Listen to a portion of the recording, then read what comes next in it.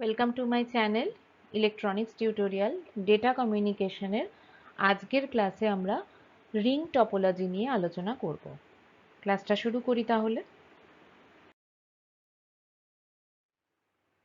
Data কমিউনিকেশনের টপোলজির যে ক্লাসিফিকেশনগুলো আমরা দেখেছিলাম তাতে প্রথম ছিল মেশ টপোলজি, তারপর স্টার টপোলজি, তারপর বাস টপোলজি। এই তিনটে টপোলজি নিয়েই আমি আলাদা আলাদা করে ভিডিও করেছি।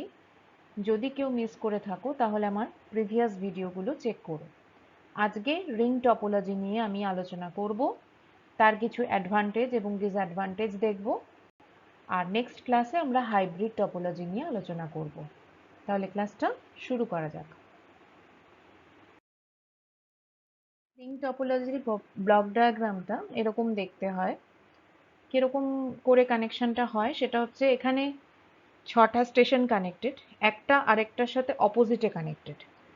এই স্টেশনের সাথে এই স্টেশনের অপোজিটে একটা কানেকশন রয়েছে, এই স্টেশনের সাথে এই স্টেশনটা অপোজিটে কানেক্টেড, এই স্টেশনের সাথে এই স্টেশনটাও একটা অপোজিটে কানেকশন রয়েছে।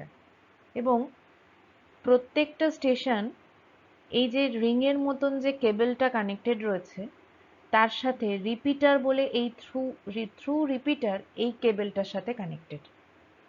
এবং প্রত্যেকটা স্টেশন কিন্তু পয়েন্ট টু পয়েন্ট কানেকশন আমরা এখানে দেখতে পাচ্ছি। কেবলের সাথে কিন্তু স্টেশনের পয়েন্ট টু পয়েন্ট কানেকশন, স্টেশনের সাথে কেবলের point to point connection through repeater.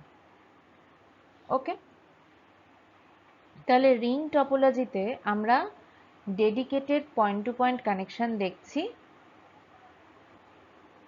স্টেশনের সাথে কেবলের।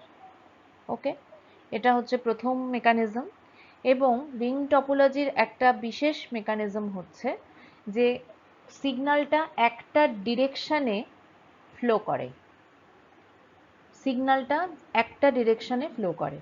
যদি আমরা এই স্টেশন থেকে এই স্টেশনে কোনো রকম সিগন্যাল পাঠাতে চাই তাহলে এই একটাই ইউনিডিরেকশনাল বা একটাই ডিরেকশন প্রসেসে ও মেন কেবলের থ্রু দিয়ে একটা স্টেশন থেকে আরেকটা স্টেশনে ইনফরমেশনকে পৌঁছে দিতে পারবে। এবং যতক্ষণ না এই স্টেশন থেকে এই স্টেশনে ইনফরমেশন পৌঁছাচ্ছে ততক্ষণ কিন্তু অন্য স্টেশনগুলো কিন্তু ইনফরমেশন সেন্ড করতে পারছে না। এটা কমপ্লিট হয়ে যাওয়ার পর কিন্তু আদার্স যে কোনো স্টেশন থেকে আমরা যে কোনো স্টেশনে ইনফরমেশন পাঠাতে পারবো। আবারও সেটার ইনফরমেশনটা কমপ্লিট হয়ে যাবার পর, সেন্ড প্রসিডিওরটা কমপ্লিট হয়ে যাওয়ার পর থার্ড ইনফরমেশনটা আমরা সেন্ড করতে পারবো। এটা হচ্ছে রিং টপোলজির মেকানিজম। তাহলে রিংয়ের মতন কানেকশনটা হয় বলে এটাকে রিং টপোলজি কানেকশন বলে। ওকে, তাহলে এর কিছু অ্যাডভান্টেজ রয়েছে, ডিসঅ্যাডভান্টেজ রয়েছে, সেগুলো নিয়ে আমরা আলোচনা করি। রিং টপোলজির অ্যাডভান্টেজের মধ্যে প্রথম অ্যাডভান্টেজ হচ্ছে easy to install and reconfigure. যেহেতু প্রত্যেকটা station point to point connection main কেবলের সাথে, তাই জন্য যে কোনো স্টেশনকে আমরা ইনস্টল করাটাও খুব বেশি ইজি। তার জন্য আমাদের টোটাল সিস্টেমটা হ্যাম্পার হয় না। আবার কোনো কিছু রিকনফিগার করাটাও খুব ইজি।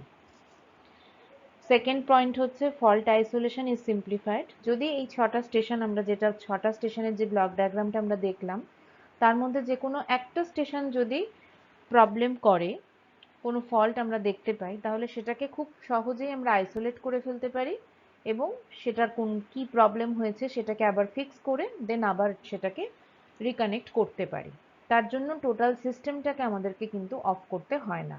এখানেও কিন্তু বাস টপোলজির মতন একটাই কেবল ইউজ করা হচ্ছে, কিন্তু যেহেতু একটা কেবলের সঙ্গে প্রত্যেকটা স্টেশন আলাদা আলাদা করে কানেক্টেড, তাই জন্য আমাদের কিন্তু ফল্ট আইসোলেশনটা অনেক বেশি সিম্পলিফাইড হয়ে গেল। ওকে, মেন রিং টপোলজির যে ডিসঅ্যাডভান্টেজ সেটা হচ্ছে unidirectional traffic can be a disadvantage. এবং যেহেতু একটা ইউনিডাইরেকশনাল ট্রাফিক আমরা দেখতে পাই, তাই জন্য একটা স্টেশন থেকে আরেকটা স্টেশনে সিগন্যাল পাঠানো কমপ্লিট হওয়া অবধি আমাদেরকে অপেক্ষা করতে হয়।